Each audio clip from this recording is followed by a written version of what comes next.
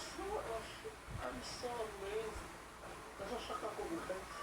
Like it's not my first time, pero grabe. Sana guys, hindi ako niloko na kaibigan ko ha.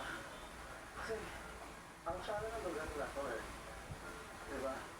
Parang, amo man ang mga sa lugar na to, oh. Ah,